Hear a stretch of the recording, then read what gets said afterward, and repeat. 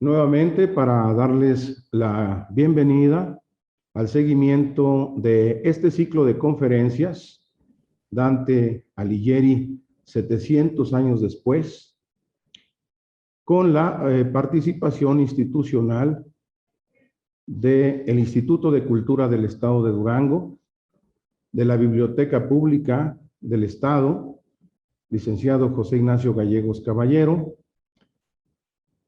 y siempre con el respaldo académico, que para nosotros es un gran privilegio, del Instituto de Investigaciones Filológicas de la UNAM y de la Asociación Mexicana de Estudios Clásicos, AMEC. Enviándole un saludo a nuestro presidente, el doctor Germán Viveros. Hoy contamos con la participación del investigador doctor Fernando Ibarra Chávez. Él es doctor en literatura hispánica por el Colegio de México, donde también cursó el programa para la formación de traductores italiano-español, licenciado en lengua y literaturas modernas, letras italianas y especialista en historia del arte por la UNAM. Actualmente trabaja en la Facultad de Filosofía y Letras de la propia UNAM, impartiendo cursos de investigación, teoría, crítica e historia literaria en la licenciatura en Letras Modernas en el posgrado en Letras. Es miembro del Sistema Nacional de Investigadores. Sus áreas de investigación son las artes, las letras y la crítica mexicana de los siglos XIX y XX, además de la literatura italiana de los siglos XIV y XVII. Dentro de sus trabajos recientes destacan una antología bilingüe de las rimas de Giovanni Boccaccio, en el año 2018, publicada, y la edición crítica de Obras, volumen 11, Poesía, de José Tomás de Cuéllar. Esto en el 2020. Y escritores de imágenes y pintores de discursos, literatura y crítica de arte en la prensa cultural de México, 1900-1930, también del año 2020. A estos trabajos se añaden artículos especializados en literatura italiana medieval, en particular sobre Dante Alighieri, Francesco Petrarca y Giovanni Boccaccio. En el año 2016 recibió el Premio Hispanoamericano Lía Kostakowski de Ensayo de Literatura Hispánica. Le agradecemos al doctor Ibarra que haya aceptado esta invitación. Él va a disertar el tema la cosmología dantesca en la comedia. Lo escuchamos con atención, estimado doctor.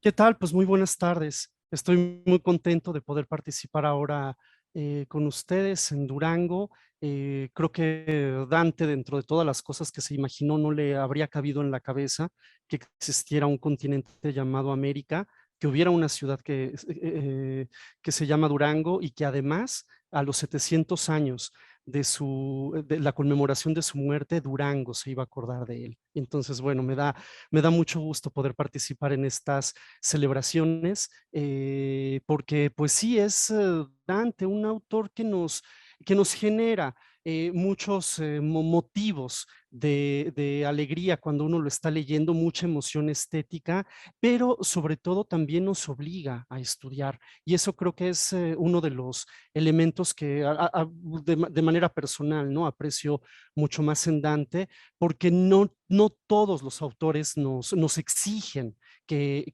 estudiemos, que nos preparemos más para poder entenderlos. Es cierto que cuando uno lee en repetidas ocasiones un texto, cada vez que se lee hay algo diferente, hay algo nuevo en dicho texto que comunica a partir de nuestra experiencia, que generalmente está vinculada con pues la experiencia de vida, ¿no? Pero en el caso de Dante, lo que observo es que emoción estética o este conocimiento cambia no nada más a partir de nuestra percepción y de nuestra sensibilidad literaria, sino está fuertemente ligada a nuestra madurez intelectual y sobre todo a nuestro conocimiento de la filosofía de la época. Y esto es importante decirlo porque sí, es cierto, Dante es considerado el principal poeta medieval de la península itálica, pero no debemos olvidar que ante todo es una personalidad que se quiso configurar no solo como poeta, sino también como filósofo. Y recordemos que en esta época la filosofía y la teología pues iban de la mano y a veces es muy difícil entender cuál es la diferencia entre una y otra. Dante, entonces, es un autor que para la escritura, en particular de este libro, La Comedia, él no va a partir de la simple fantasía. Sabemos que hay mucha fantasía medieval y se han hecho estudios, ¿no?, profundos en todo el mundo acerca de los elementos fantásticos, maravillosos, etcétera, dentro de la literatura eh, medieval. Pero cuando uno empieza a leer la obra de Dante, no atendiendo únicamente sus elementos fantásticos, sino más bien viéndolo como sí, una obra que se fundamenta principalmente en una concepción filosófica, es allí cuando empieza a cambiar nuestra percepción de Dante y nos damos cuenta que Dante es otra cosa. Como les decía, uno debe empezar a estudiar la filosofía que nutrió a Dante para poder entenderlo. Y lo que me parece más sorprendente es que no es simplemente un repertorio de posibilidades de interpretación filosófica la que vamos a encontrar en la comedia, sino que Dante fue capaz de configurar un universo completo que es coherente en sí mismo, y ese universo además es coherente con las escuelas filosóficas que estaban vigentes en la época de Dante. Y como les decía, la filosofía y la teología venían de la mano, y lo que uno encuentra en Dante es también una coherencia absoluta entre estas posibilidades de interpretación filosófica del universo con las posibilidades que ofrecía también la teología. Por lo tanto, estamos frente a un autor que es teólogo, que es filósofo, pero que también es poeta y que logra en ese libro que se conoce como la Comedia o la Divina Comedia, logra conjugar todas esas habilidades, más la tradición literaria que lo precedía en lengua vulgar, todo eso lo logra conjuntar en un solo libro. Y basta ver cómo es que Dante configura su universo para darnos cuenta que pues era un hombre muy culto, pero insisto, no es nada más la cultura lo que sorprende de Dante, lo que sorprende es la pericia que tuvo para poder conjugar elementos que tal vez pudieran parecer incluso contradictorios, pero él logra conjugar todos estos elementos pensando siempre en una finalidad. Y la finalidad va a ser Dios. Dios entendido como el amor absoluto, como el poder absoluto, como el sumo bien, el sumo intelecto. Y si Dios está concebido como esta pues entidad eh, inalcanzable prácticamente, pero a la que uno se puede acercar desde distintas aristas, pues vemos que la comedia es entonces un libro en donde Dante está presentando varias de las maneras en las que uno se puede acercar a la divinidad, pero también un gran repertorio de formas en las que uno puede lograr alejarse de la divinidad, que bueno, los que se alejan de ella pues están en el infierno, en el inframundo, como todos sabemos. Y bueno, ¿de dónde está tomando Dante estas digamos, la materia prima y esencial que va a formar parte de su universo. Pues tenemos varias tradiciones. Por un lado está la doctrina aristotélica, esta sí no la podemos olvidar, que no le llega a Dante directamente. O sea, él no tiene un acceso directo a Aristóteles porque, como sabemos, Aristóteles era poco conocido en la Edad Media y más bien lo que circulaban eran comentarios acerca de Aristóteles. Y el conocimiento que se tenía de Aristóteles, digo, actualmente uno casi considera que es imprescindible poder entender la lengua original de los autores para poder entender cabalmente lo que ellos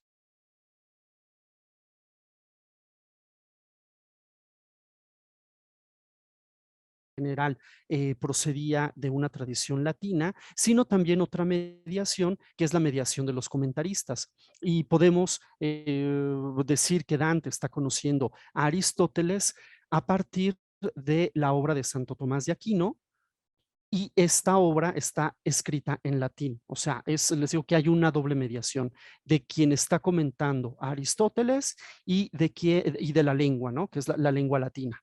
Por otro lado, tenemos el neoplatonismo, que también le llegó a Dante desde, bueno, algunas lecturas, aunque digo, la parte fuerte, ¿no? Es Santo Tomás y también la tradición árabe a partir de Avicena.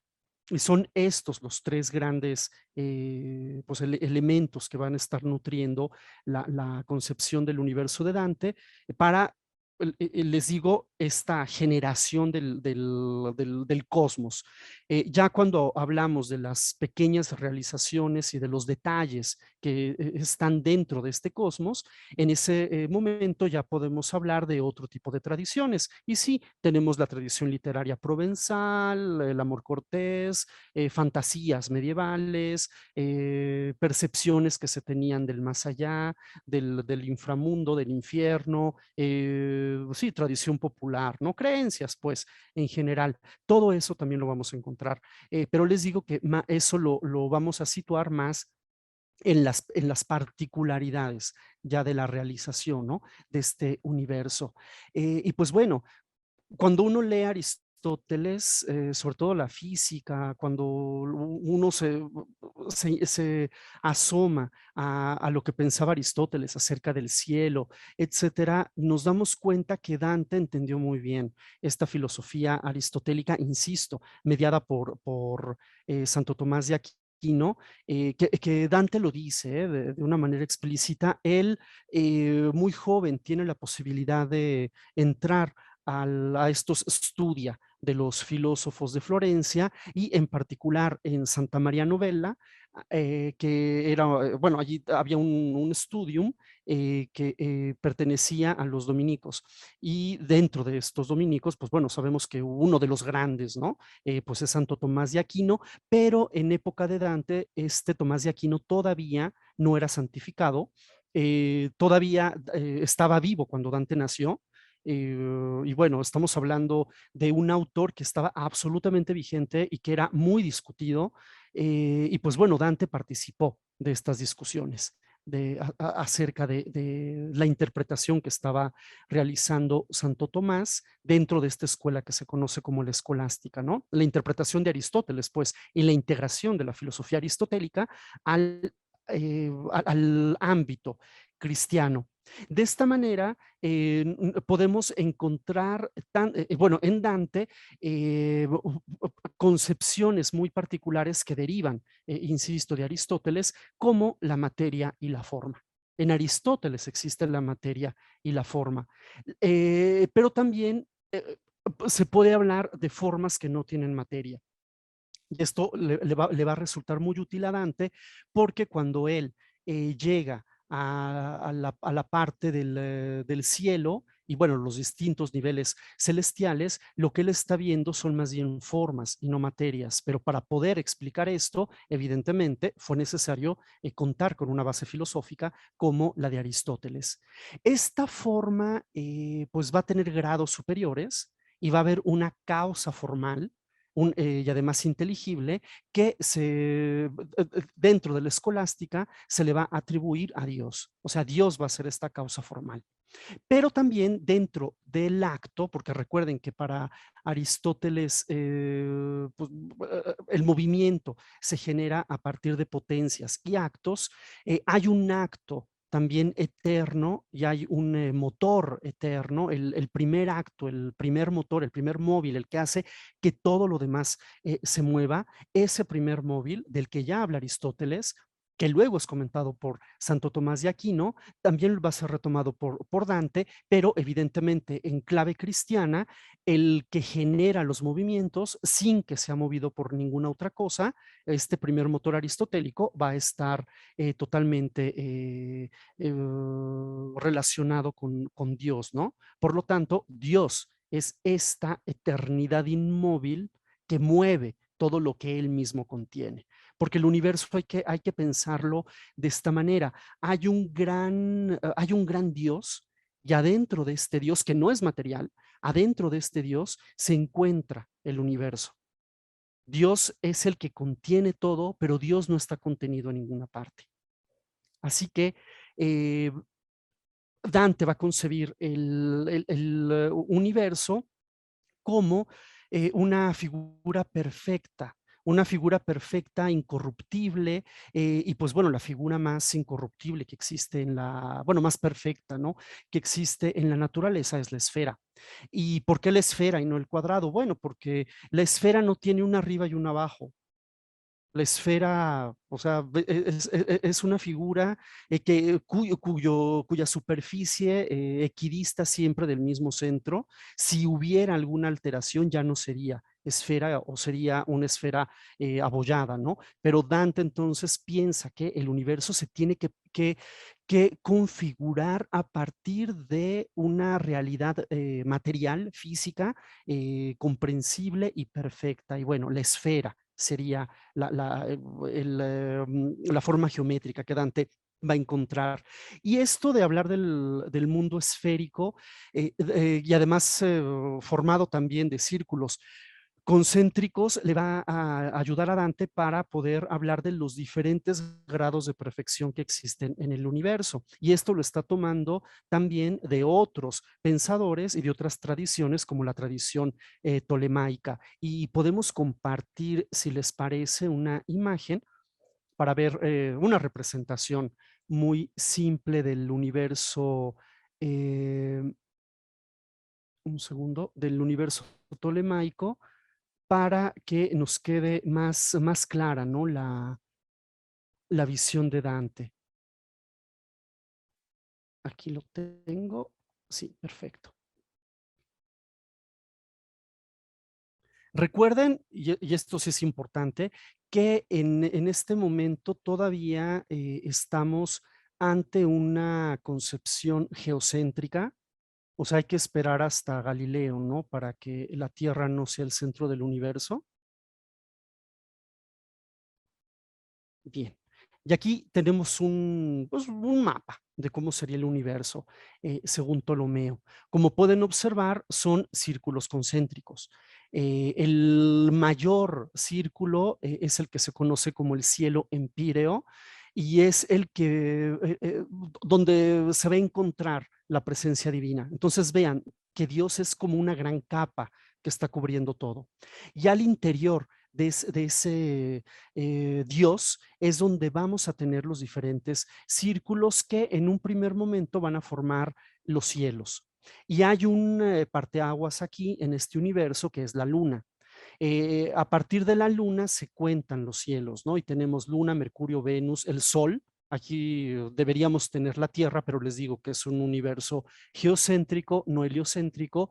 De allí viene Marte, Júpiter, Saturno y luego el cielo de las estrellas fijas. O sea, son estrellas que en sí mismas no se mueven, sino que forman parte de un cielo que las tiene incrustadas y esa esfera es la que se va moviendo con un movimiento uniforme absolutamente predecible, perfecto, y ese movimiento es el que luego permite que se desarrolle la astrología, la astronomía, evidentemente, etcétera, ¿no? Y bueno, y cada uno de estos cielos tendrá una gran estrella, que es como una estrella errante, que estará incrustada, que, bueno, ahora nosotros les llamamos planetas, ¿no?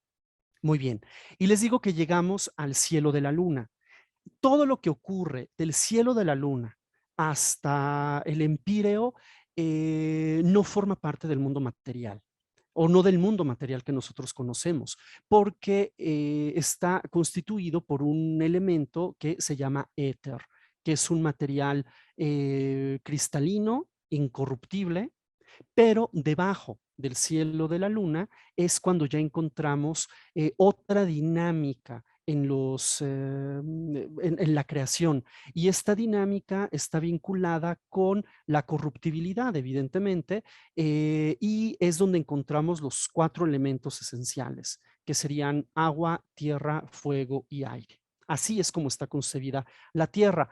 Pero les digo que Dante es absolutamente preciso en esta concepción del universo, y él considera que cada uno de los círculos tiene un distinto grado de perfección y que dentro de cada uno de ellos existe otro. O sea, cada uno le va dando movimiento a otro hasta que llegamos a la luna, como les decía, y luego la dinámica cambia un poco.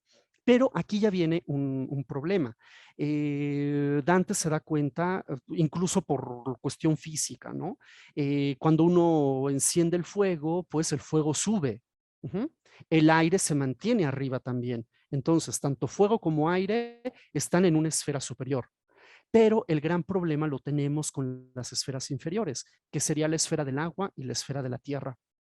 Y esto dio lugar a que Dante escribiera incluso un tratado que se llama Quaestio de Aqua et Terra, que sería la disputa, ¿no? El problema de la esfera del agua y de la tierra, porque si estamos partiendo de que el universo está compuesto por círculos concéntricos, uno dentro de otro, sí, podemos entender que hay una esfera de aire que está alrededor de la Tierra, pero ¿cómo vamos a concebir que haya un hemisferio, bueno, no un hemisferio, una esfera de tierra que está dentro de la esfera de agua, o el contrario, una esfera de agua que está dentro de la esfera de la tierra? Esto es un problema para Dante, porque si una esfera tiene que estar contenida dentro de otra, ¿cómo es posible que tengamos un planeta donde hay agua, o sea, mar, y donde hay también tierra firme? Y les digo que aquí viene la maravilla de Dante. La explicación es bien simple. Bueno, dentro de estos 4 elementos hay una esfera de fuego que no vemos, pues, pero que ahí está, y es a donde va todo el fuego que se enciende. Se enciende el fuego y ustedes vean que la flama sube y desaparece ante nuestros ojos, pero en realidad no desaparece. La esfera del fuego que está alrededor del agua, de la tierra y del aire, es quien absorbe, quien va a atraer el fuego, porque cada uno de los elementos tiende a ir a su elemento. El aire se mantiene en lo que ahora nosotros llamamos atmósfera, y les digo que aquí viene el problema. ¿Cuál es la esfera más grande? ¿La esfera del agua o la esfera de la tierra? ¿Y por qué no estamos sepultados por tierra o por qué no estamos sepultados por agua? Pues bueno, bien simple. Al momento de la creación, como ustedes saben, hubo un ángel que es Luzbel, que bueno, por soberbia, ¿no? Quiso rebelarse contra el creador, y Dios lo mandó lejos. Dios, como les digo, está en la superficie de la esfera. Y la parte más alejada de esta superficie, digo, pues nada más acordarnos un poquito de nuestras nociones de geometría, de un círculo, la parte más alejada de bueno, de su perímetro es el centro. Por lo tanto, el diablo, dentro de este universo, bueno, Lucifer, que ya después se transformará en diablo, él va a estar en la parte más alejada de Dios. Y esa parte más alejada de Dios es justamente el centro de todo este universo concéntrico. En principio, pareciera que la esfera de la Tierra tendría que haber quedado por su corruptibilidad adentro de la esfera del agua, que es mucho más pura. Pero en ese principio de los tiempos, Dios lanzó a Lucifer.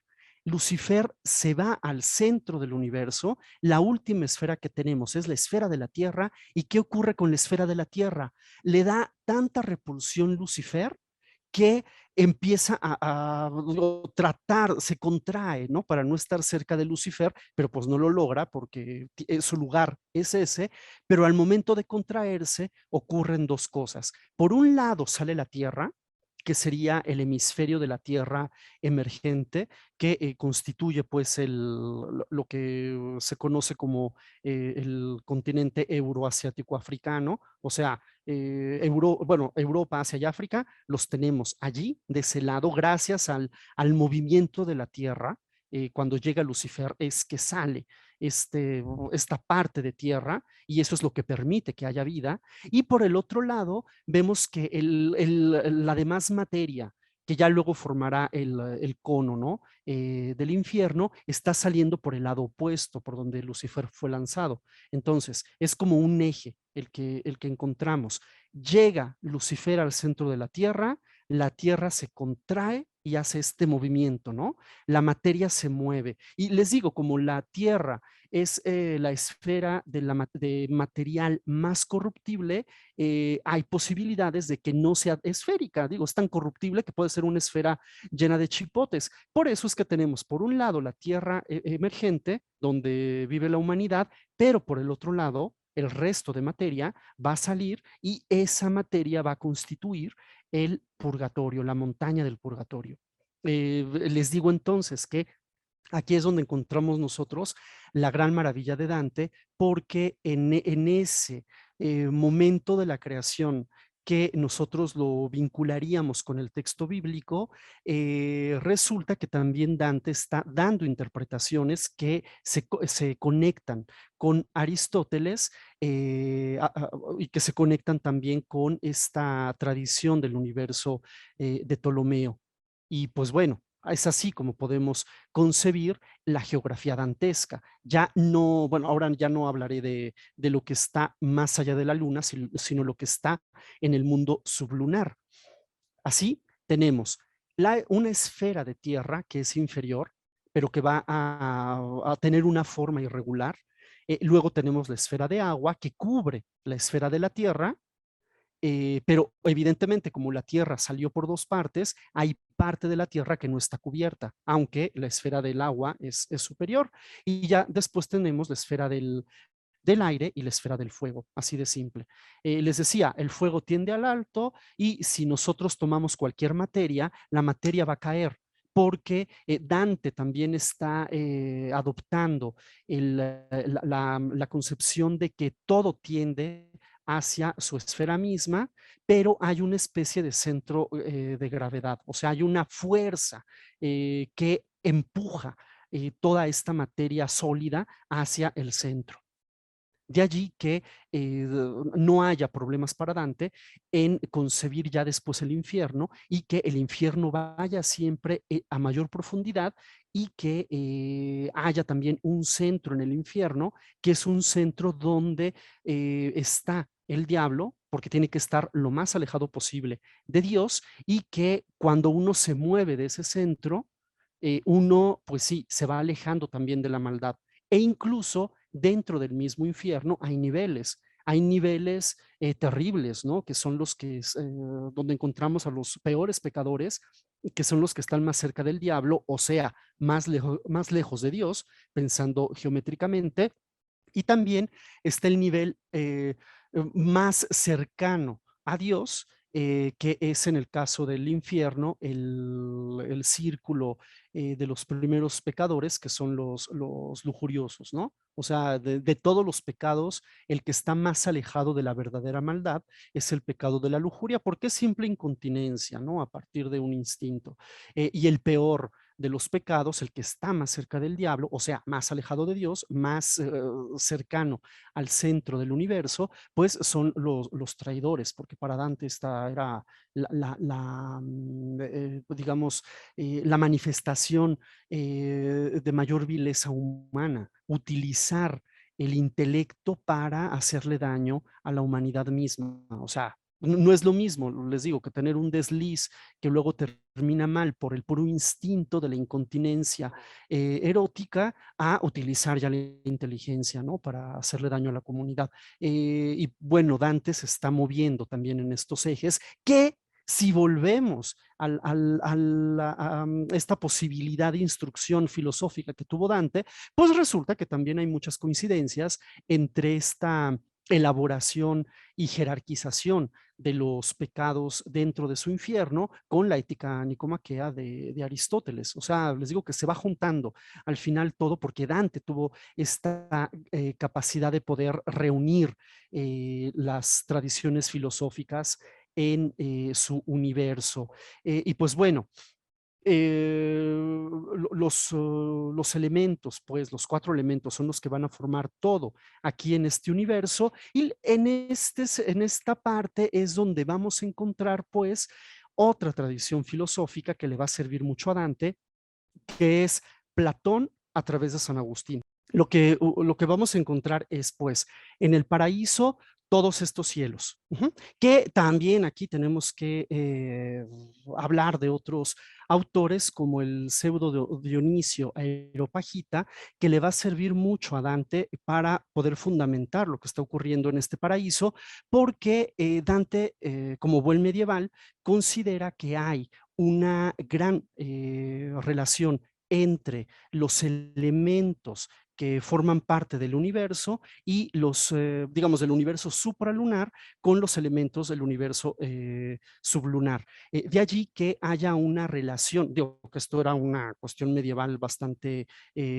popular, creer que existía una relación entre el planeta, el elemento de la naturaleza que podía ser un animal, podía ser también una piedra, etcétera. Y entonces tenemos el sol relacionado con el león, relacionado con el oro, y a partir de allí pues se hacen otro tipo de relaciones, ¿no? Y bueno, eso que se concebía como parte de, digamos, de las relaciones de dependencia en el universo también la está retomando Dante, pero les digo, a partir de Pseudo Dionisio Areopagita, se da cuenta Dante que también le puede dar un valor distinto a estos distintos cielos y él va a colocar incluso a todas estas categorías angelicales de las que habla el Areopagita dentro de este cielo. Digo, no hay tanta, hay por allá algún cambio, ¿no? Que hace Dante porque le convenía más y además, bueno, estamos hablando de ángeles y bueno, de realidades que es muy difícil que alguien pueda comprobar que existen como para poder sistematizar su descripción y bueno, es más bien un acto de fe, ¿no? Pero lo que hace Dante es transformar este acto de fe en un sistema donde encontraremos pues los distintos planetas que van a estar vinculados a entidades intelectuales. Les digo que no hay aquí materia, todo es forma sin materia, solo son formas inteligibles. Después de eso tenemos el purgatorio, que sería la parte de materia que salió del otro lado del planeta. Y aquí vuelvo con la jerarquía de pecados. Para Dante, el pecado que está más alejado de Dios, aunque estamos en el purgatorio, o sea, es gente que se va a salvar en algún momento, pero los que se van a salvar más tarde serán los que están en el nivel más alejado de Dios, o sea, los soberbios. Y los que se van a salvar con un poco más de facilidad o rapidez serán los que están más cerca la esfera de Dios, que son los lujuriosos, nuevamente, ¿no? Como este pecado es el más, les digo, instintivo, entonces, bueno, Dante lo pone como una imperfección, una pequeña imperfección de estas personas que han muerto y que, bueno, no se merecen el infierno y nada más tienen que purgar ese, digamos, pues ese detallito, ¿no? Que tenían. Pero aquí sí, insisto, es la soberbia la que Dante considera que es la madre de todas las dificultades. De allí llegamos pues al interior del planeta, bueno, del planeta Tierra, donde tenemos en la parte superior la tierra que emerge con un centro, que el centro sería la ciudad de Jerusalén. Y sí, digo, piensen un poquito en un planisferio, como dónde está Jerusalén, y verán que de un lado tenemos Europa, del otro lado tenemos Asia, digo, con las proporciones que podían tener en la Edad Media, ¿no? O sea, no había una medida tan precisa, pero se consideraba que de un lado el río Ganges ponía los límites del mundo y del otro lado las columnas de Hércules o el estrecho de Gibraltar. Y luego teníamos la Europa del Norte y el África subsahariana, que pues serían también los límites, ¿no? El norte, sur, este, oeste, prácticamente. Y en el centro pues nos queda Jerusalén, así muy grosso modo, y encontramos pues que a partir de allí se puede establecer un eje y ese eje es el que va a permitir que existan estos huecos, bueno, este hueco que es como un embudo adentro de la tierra, y ese embudo es el que le dará forma al infierno, donde, como les decía, encontramos varios niveles y esos niveles también están vinculados con necesidad que tiene Dante de poder jerarquizar los pecados del mundo. Y como les decía hace un momento, adentro de este universo también habrá pues jerarquías, y estas jerarquías estarán delimitadas por elementos geográficos que Dante mismo se está inventando por un lado, pero por otro lado también está retomando a partir de las lecturas que tenía pues, la tradición grecolatina, ¿no? En particular, sabemos que tenía mayor conocimiento, evidentemente, de Virgilio que de Homero. Y si conocía algo de Homero, bueno, la Ilíada la conocía seguramente en traducción y seguramente en traducción latina y seguramente mutilada. Eso también nos explica por qué luego hay incoherencias, ¿no? Por ejemplo, el viaje de Ulises. Quien ha leído la Ilíada, pues sabe que Ulises regresó y que encontró a Penélope, y bueno, ya se sabe cómo termina Ulises, pero Dante esto no lo sabía, porque no había tenido contacto con la Ilíada, ¿no? Con el texto de la Ilíada íntegro, y no pudo leer el libro como tal. Y bueno, esto es lo que vemos en el universo en general, ¿no? Bien, y sería algo más o menos así. Pero les digo que si nos vamos a cada una de estas tres posibilidades, de lo que nos damos cuenta es que el infierno y la posibilidad de salvación están en nuestro planeta. El cielo supralunar es otra cosa, pero pues lo que vemos es que sí hay una concepción de Dante que le permite al ser humano darse cuenta al interior, ¿no? De la comedia, que uno puede ser el que decide prácticamente, utilizando la inteligencia y el amor, ¿no? Hacia Dios, el que puede decidir si se queda aquí en este planeta dentro del infierno, o si se queda en este planeta purgando alguna de las culpas. Pero esto es lo curioso, que tanto el purgatorio como el infierno forman parte del universo sublunar.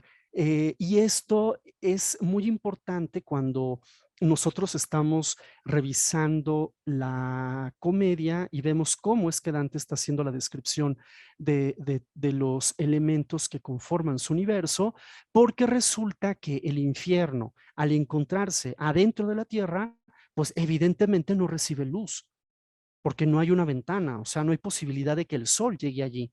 Además, el sol está vinculado, bueno, la luz, ¿no? En general está vinculada con la divinidad.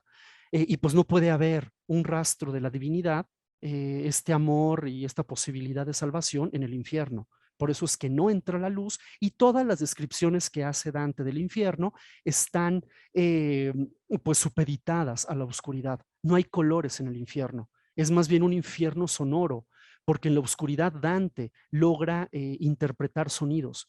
Y puede haber alguna luz, pero son luces que están vinculadas más bien con fuego que se encuentra en algunos lugares del infierno, pero sobre todo estamos en una oscuridad tremenda. Cuando Dante logra salir de este infierno, por el lado opuesto, pues por un túnel, pues se encuentra ante el paraíso, perdón, ante el purgatorio, la montaña del purgatorio, y es allí donde Dante ya está viendo colores y está observando cosas que en el infierno no se podían ver. Y les leo solo 3 versitos del purgatorio donde Dante habla acerca de ello. Nos dice en el primer canto del purgatorio, dulce color de un oriental zafiro cuajado en el espacio serenísimo del éter, puro hasta el confín primero, me devolvió a los ojos tal deleite que me evadí del aire mortecino que me angustiaba el pecho y la mirada. O sea, Dante está viendo finalmente, después de todo este viaje por los círculos del infierno, pues logra ver el color zafiro, o sea, el color azul del cielo, y a partir de allí lo que vamos a encontrar en el purgatorio, en cualquiera de sus niveles, son pues algo así como obras de arte, porque tenemos por allí bajorrelieves, pero también encontramos colores, encontramos perfumes y encontramos mucha música. Y lo más importante, colores y formas. Eso es lo que está viendo Dante. Y las puede describir porque estamos todavía en el mundo material, ¿no? Como vieron ustedes, la montaña del purgatorio está del otro lado. O sea, sería, bueno, antes del descubrimiento de América, pues sería lo que estaba entre las columnas de Hércules, bueno, el estrecho de Gibraltar y el río Ganges. O sea, en medio de eso, allí estaría el purgatorio. Sigue siendo material y por eso Dante, dentro de su coherencia, puede describir el purgatorio en términos materiales. Una vez que Dante puede despojarse de la materialidad, ya ni siquiera él le sirve. Su cuerpo ya no necesita ni siquiera de un movimiento con músculos porque el conocimiento que está teniendo del otro mundo, del mundo que está más allá de la luna, es un conocimiento absolutamente intelectual, no material. Y dentro también de esta coherencia se entiende por qué terminando el purgatorio, Dante tiene que deshacerse, bueno, no deshacerse, se oye muy feo, Dante tiene que desprenderse de Virgilio, porque Virgilio está representando el conocimiento del ser humano que le sirve para entender lo que existe en el mundo sublunar. Pero el conocimiento que Dante requiere para entender lo que existe en el mundo supralunar es un conocimiento distinto y tiene que ver con la fe.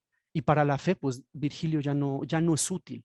Entonces Dante tiene que dejarse guiar por otras figuras que ya eran figuras cristianas y que le van a permitir que ese conocimiento que él tiene o que él necesita para poder comprender lo que está ocurriendo en, en esta otra posibilidad inteligible del cosmos, pues es un conocimiento, les digo, que se basa sobre todo en la esperanza, en la fe y en el amor. Y para la esperanza, la fe y el amor, les digo, el conocimiento del mundo ya no nos sirve. Lo que nos sirve sobre todo la fe y la fe en poder encontrar ese amor que, como dice Dante en los últimos versos de la comedia, la fantasía se quedó sin fuerzas, mas ya mi voluntad y mi deseo giraban con la fuerza del amor que mueve el sol y las demás estrellas. ¿Y quién es este amor?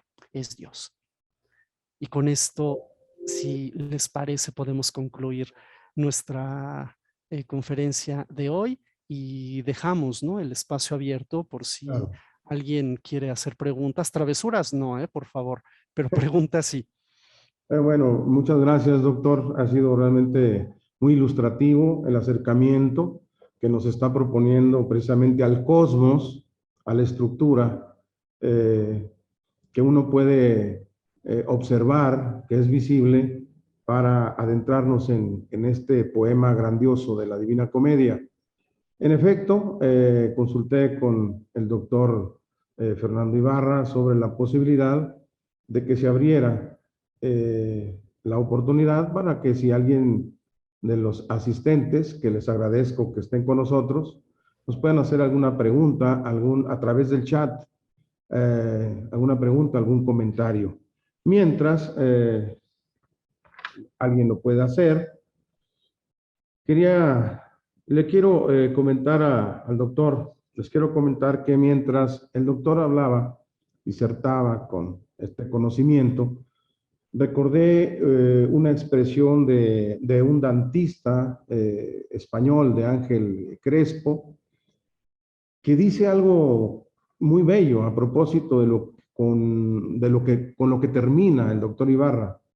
Dice, lo voy a decir de memoria, lo voy a parafrasear, dice Ángel Crespo algo así como esto, dice: creería con mayor intensidad en el universo ahora, tal como lo conocemos, si existiera un poema que nos acercara al mismo, tal como la Divina Comedia nos hace creer poéticamente en el sistema de Ptolomeo.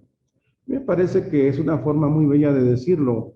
De pronto la fe también se comunica evidentemente a partir, digámoslo, de la ciencia.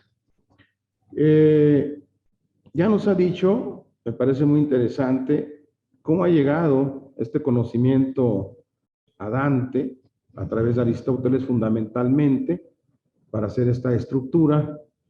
Y ha dicho también el doctor Ibarra algo que es importante. Parece que cada vez más se acepta que el influjo árabe, el influjo musulmán, tiene una gran importancia en el concepto de Dante Alighieri, sobre todo a partir de los trabajos de don Miguel Asín Palacios en España, y con la aportación de obras que vienen a atender esto. Yo quería preguntarle, el doctor Ibarra tiene experiencia también en la docencia, y siempre se habla de que para leer o aprovechar mejor al Quijote, sería recomendable leer un par de libros de caballerías. Yo quiero preguntarle al doctor, ¿cómo nos preparamos mejor?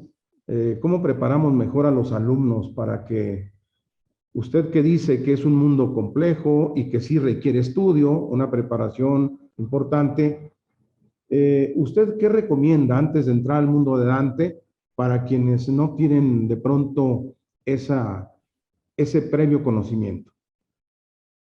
Bueno, es complicado poder sugerir lecturas en particular, porque de hecho Dante lo que concibe en la literatura es que hay varios niveles de interpretación.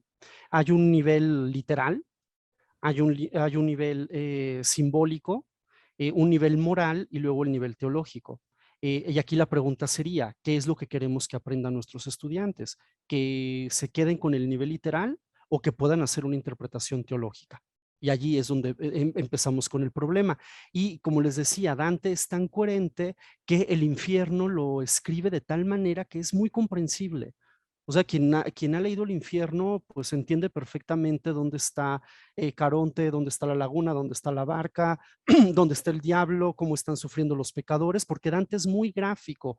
Y por allí alguien preguntaba que si en Dante hay colores. Bueno, en el infierno casi todo será oscuro, y entonces no se va a distinguir el color. En el paraíso todo está lleno de luz, por lo tanto no necesitamos colores, porque además es inmaterial. Ajá, bueno, la parte de los cielos, ¿no? Donde encontramos los colores y la variedad, ¿no? Y la riqueza de la naturaleza va a ser en el purgatorio específicamente. Pero les decía entonces que si queremos quedarnos a un nivel de primera lectura, a un nivel literal, digo, uno puede leer y acercarse a Dante tranquilamente y quizá con un par de notas a pie de página, sobre todo para las cuestiones culturales contextuales, pues sí, tendríamos esa ayuda, pero fuera de allí, la lectura realmente del infierno es muy, muy simple. ¿Cuándo? estamos ya llegando a los otros niveles, bueno, al purgatorio y sobre todo al paraíso, pues sí, es necesaria una cultura religiosa. Bueno, yo recomendaría Santo Tomás, y digo, para los estudiantes, digo, en particular, tenemos pues varios textos, ¿no? Que hacen la síntesis de Santo Tomás, o digo, cualquier libro que hable de la filosofía de Santo Tomás, de su Suma Teológica, creo que nos podría ayudar. O incluso ir directamente a los comentarios que hizo Santo Tomás acerca del alma, del cielo, de la materia, del movimiento, y una vez que Santo Tomás lo explica, ya es muy fácil estar entendiendo lo que Dante hace, sobre todo para el paraíso. Y sí, es un hecho que poca gente lee el paraíso, digo, y se entiende perfectamente, porque Dante lo que quería hacer en esta parte de la comedia no es presentarnos un texto, pues, divertido, ¿no? O sea, no es esa su intención, de entretenimiento, como sí lo podemos ver en el caso del infierno, que podemos estar leyendo los cantos y estar pues hasta teniendo una emoción estética a partir de las descripciones terribles, de lo terrible, ¿no? Que Dante imagina que es eso. Pero cuando ya llegamos al paraíso, hay que leerlo, les digo, con ojos de cristiano y atendiendo a la fe y concibiendo que existe un Dios. Y pues bueno, para el paraíso hay que tener la Biblia a la mano también.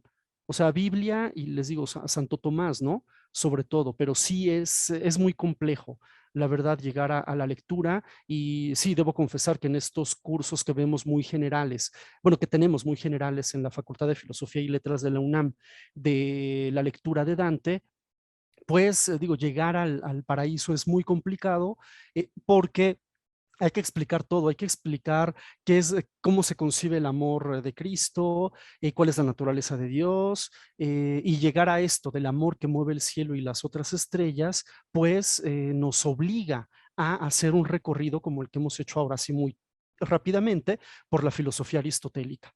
Pero yo diría que en el caso de Dante, cualquier eh, conocimiento que tengamos de filosofía nos va a ayudar, bueno, filosofía antigua nos va a ayudar a entender mejor a Dante. Muchas gracias, doctor. Quisiera hacer usted algún comentario sobre la influencia presocrática en Dante. No, esa no la podría contestar en este momento porque no tengo los elementos a la mano. Uh-huh. Claro. Muchas gracias. Ha sido realmente de mucho provecho. Guardamos, guardaremos su amenidad, doctor, la manera en que va construyendo usted su disertación con un sustento académico evidentemente muy sólido, con mucho rigor. Y de verdad le queremos agradecer su generosidad, porque sabemos que ha tenido usted en estos días, tenía que ser así, muchos compromisos y ha aceptado desde un principio muy amablemente apoyarnos en la difusión de esta obra. Precisamente, qué mejor momento, ¿verdad? Que los 7 centenarios del fallecimiento del poeta. Muchas gracias y recordarles que el próximo jueves 23 tendremos la cuarta conferencia del convivio a la comedia, la luz divina y los espejos que se ocultan, con la participación del doctor Augusto Nava Mora. Será un gran gusto para nosotros tenerlos precisamente como asistentes, como interesados en este ciclo.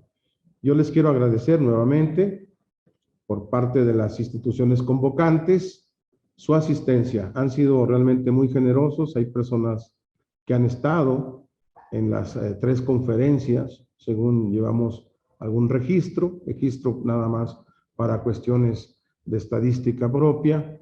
Y de verdad, nos queda el ánimo, yo creo que a todos, de volver a la Divina Comedia, de intentar esas lecturas, así sean mundos complejos, pero creo que ha quedado en estas conferencias una invitación a la relectura del clásico del siglo XIV. Muchas gracias y hasta el día 23, pasado mañana. Gracias. Gracias a usted, doctor.